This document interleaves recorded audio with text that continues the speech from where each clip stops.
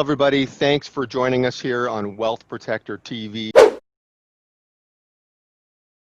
You may be listening to this on Wealth Protector Radio. Very excited to have my two guests today, Ray Olmo and Harry Barth. Ray is the CEO and president for Trust CFO. Harry Barth is the founder and senior managing partner for the law firm BarthCalderon. Can you both hear me okay? We can hear you fine, Paul. Fantastic. Excellent. Well, we're talking about private retirement plans today, and I'm just going to jump right into it and hand it off to, I think, Harry, are you starting, or Ray? Sure, Let's jump in. I'll start. So why are we together? Why are we talking? What's all the excitement about? Well, I've discovered, maybe I should have discovered earlier on, that there's a very special asset protection exemption that's available to California citizens, and only to California citizens. California, has always had a bias in favor of employees, and also a bias in favor of retirement planning and in protecting those assets from the claims of third-party creditors, which manifests itself, I think, at Ray, it's Section 715 something or other of the bankruptcy code. And in essence, what we are able to do, or potentially able to do for you, is to be able to set up a retirement plan with after-tax dollars that we can discriminate on who we're going to set it up for. And as long as that money is being used exclusively for retirement plan, and that's what Ray will tell us a little bit, properly administered, properly structured, under California law, those assets are 100% exempt from the claims of creditors. And I also believe, which maybe Ray can confirm for me, that under California law, if the assets are exempt, the distributions of those assets from the plan are also exempt in California, which is absolutely amazing. So, and there are a lot of things that we can do with this retirement plan that ancillarily can provide you with some significant asset protection, although the primary purpose is retirement planning. So I'd like to kick it over to Ray a little bit. And before we get to that, for all of our clients and prospective clients, we'd like to sit with you and review the opportunity to introduce private retirement plans for all of you that would be qualified to get one. And Ray will speak a little bit, if you can, about the requirements to be able to establish a private retirement plan in California. And I think there'd be time really worthwhile, especially in the current conditions that we have. So Ray, if you can, take those couple of questions, that would be wonderful. Well, that was a lot, Harry. Pleasure to see you and Paul again. It's been a while. This COVID thing's been kind of a monkey. But we've worked hard to kind of sync up and make sure that we're attending to the issues right now. And I want to go back to one thing. We were just talking before on, I'm on a plane and I'm coming down to Orange County, and I'm on this plane and I'm looking down at all the ants, right? And I'm just looking at them and going, they're running around naked and they have no idea what rights they have. And so the rights are your exemption rights, right? It's your ability to protect against taxes, which is a tax exemption,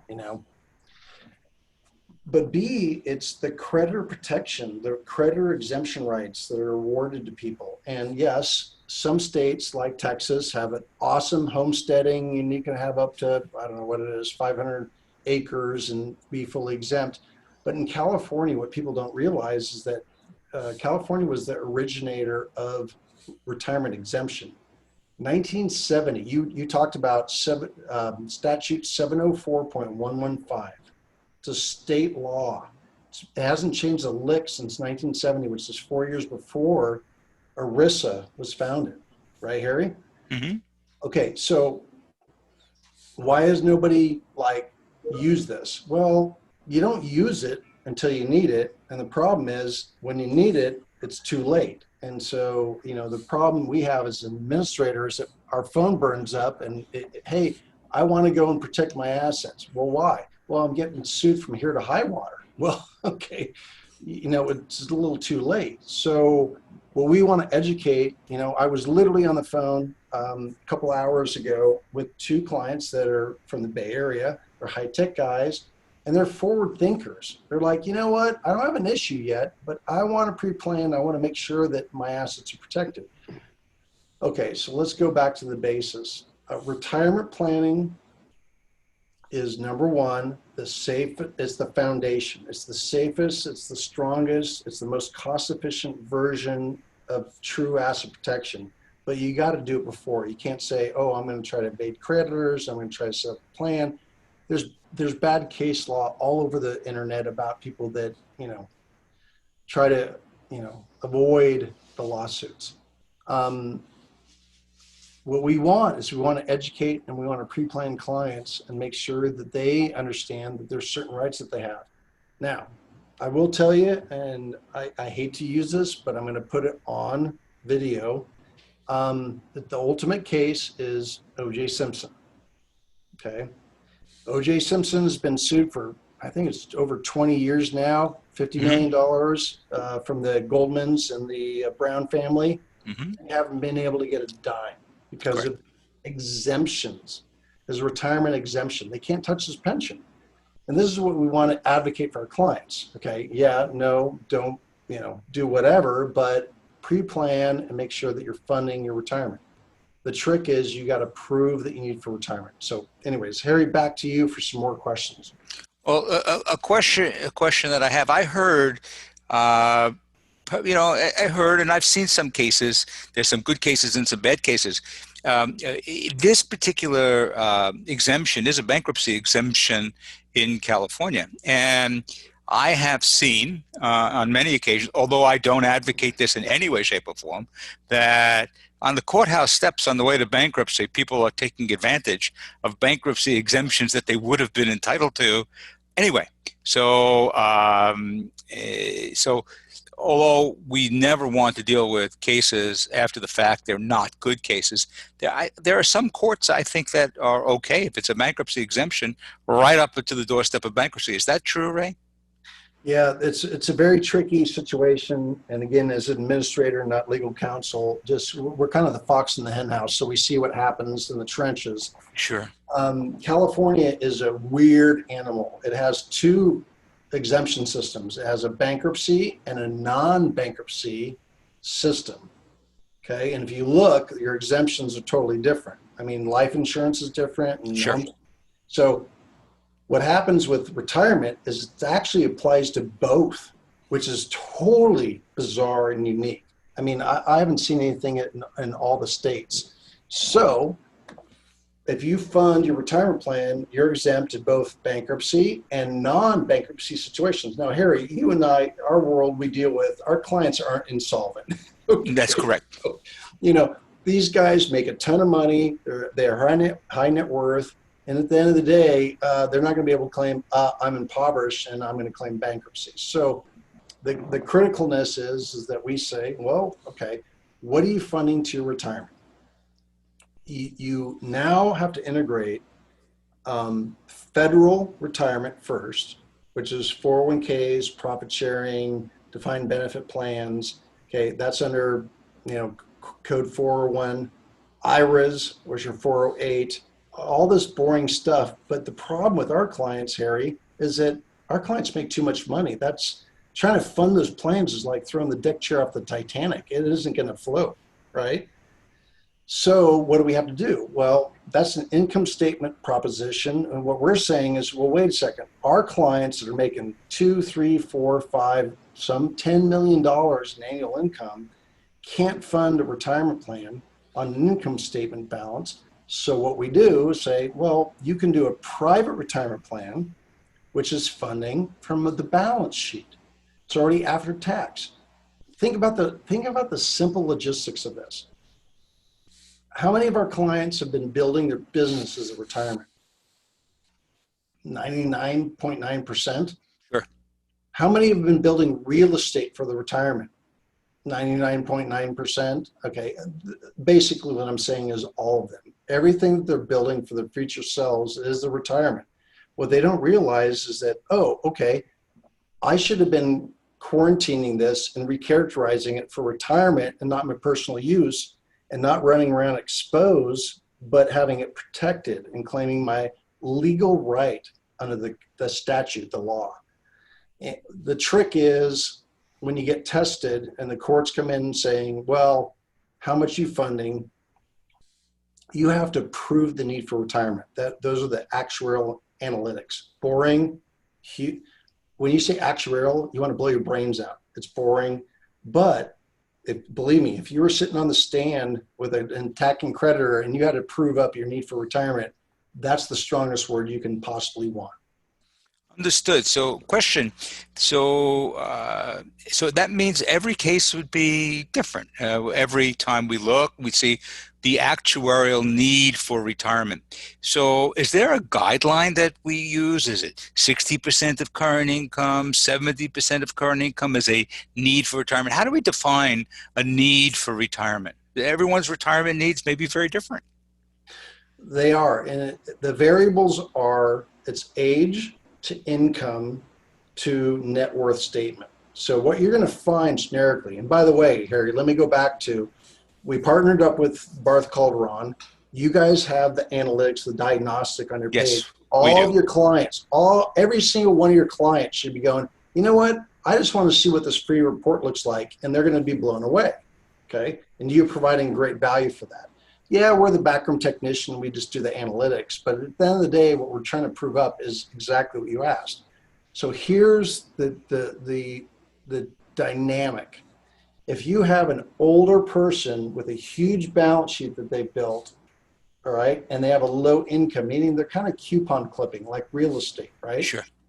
Those people are only going to be able to fund 10, 15, 20, maybe 25% of their assets to supplement their retirement. But you and I run into a lot of these tech kids, okay? I mean, I was on the phone earlier with two, and they're 45 years old, and they have a huge earnings capacity. And they have a small balance sheet as of yet, right? They haven't triggered options, things like that. So when you look at the dynamic there, they're going to get up to 80, 85, 90% of funding for the retirement. So it's an actuarial economic. And so the answer is you need to go in and you need to put in the algorithm, the diagnostic, and kick out a report that tells you what the answer is. So a question for you. So if someone is even eligible to fund 80% of their current earnings into a retirement plan, that doesn't mean they have to. They can fund 10%, 15%, 20%, any number that they want as long as it doesn't exceed the threshold that we consider to be safe. Let me ask you a question. So when you do that, so they're not going to be able to perhaps have all the money needed to fund the retirement plan up front. So let me ask you a question about that. So if I was turning around and I was eligible for, X dollars a year of retirement income based upon the analytics, and in order to fund that in today's dollars, if I had, let's say I needed $5 million to fund that $600,000 a year, and I had the $5 million, I could transfer that $5 million into my retirement plan, and now that's a $5 million retirement plan asset that I funded this year, and I wouldn't have funding requirements. I'd have analytical requirements, but no further funding requirements, hopefully, until the age of retirement. Is that correct?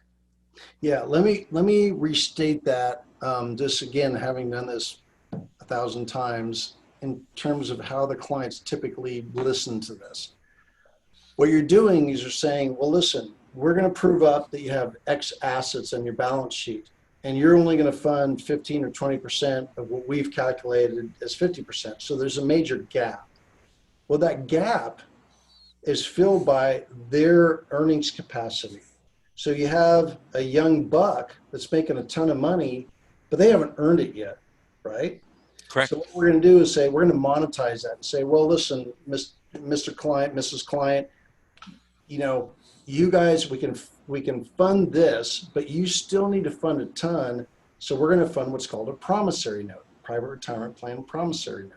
And that's a commitment, not too different than a defined benefit plan, if anybody's heard that term, right?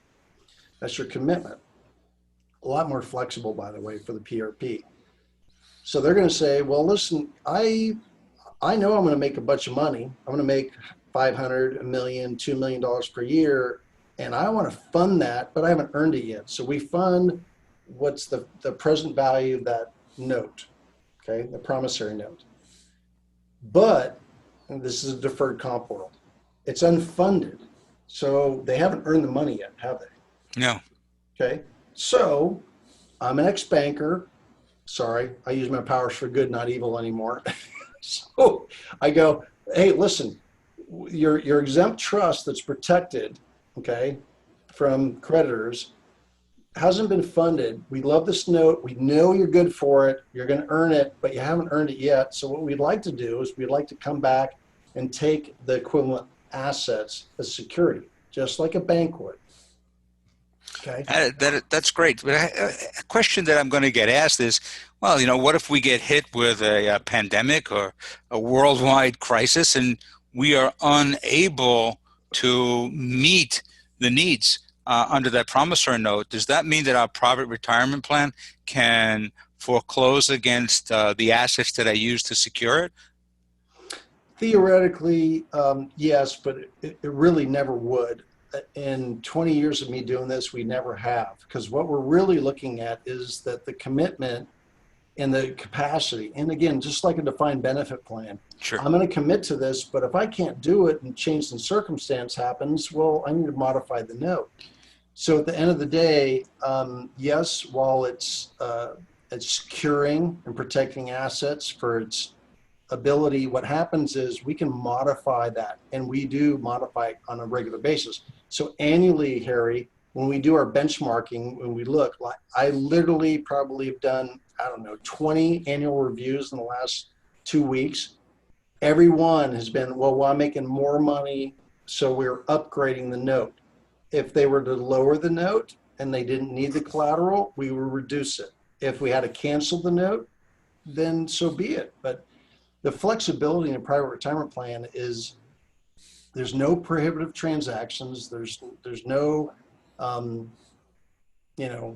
laws that regulate you requiring to fund the plan. Does that make sense?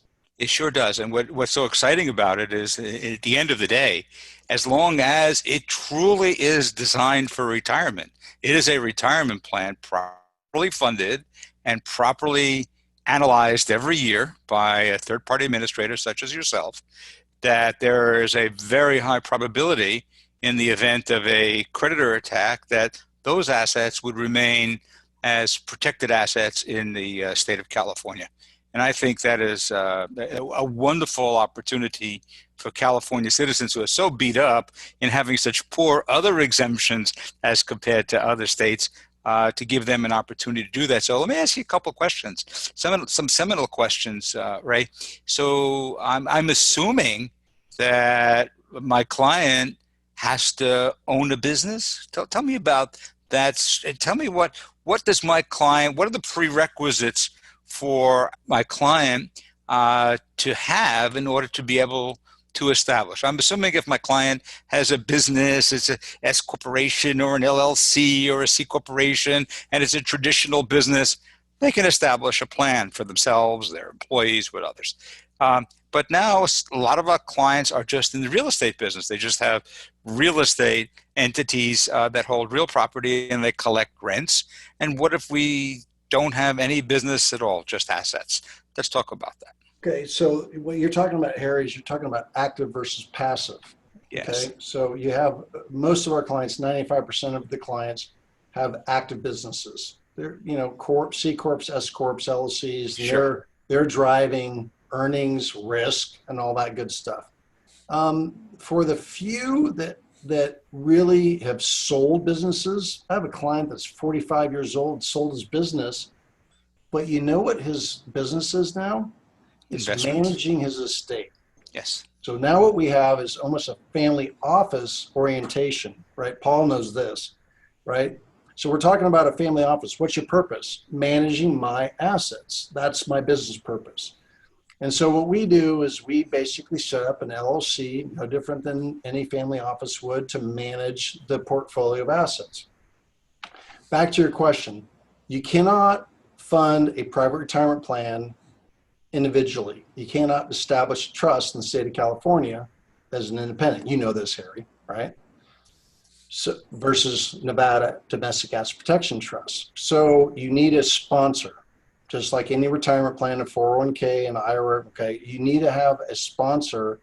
And so what we do is we set up an LLC. I did one this morning. We set up an LLC. The purpose of the Google client is not only to manage their Google stock and their RSUs and all that good stuff, but their real estate, the rental properties, and their investment assets and all that stuff. So at the end of the day, the solution isn't that complex. It's basically establishing a sponsoring entity.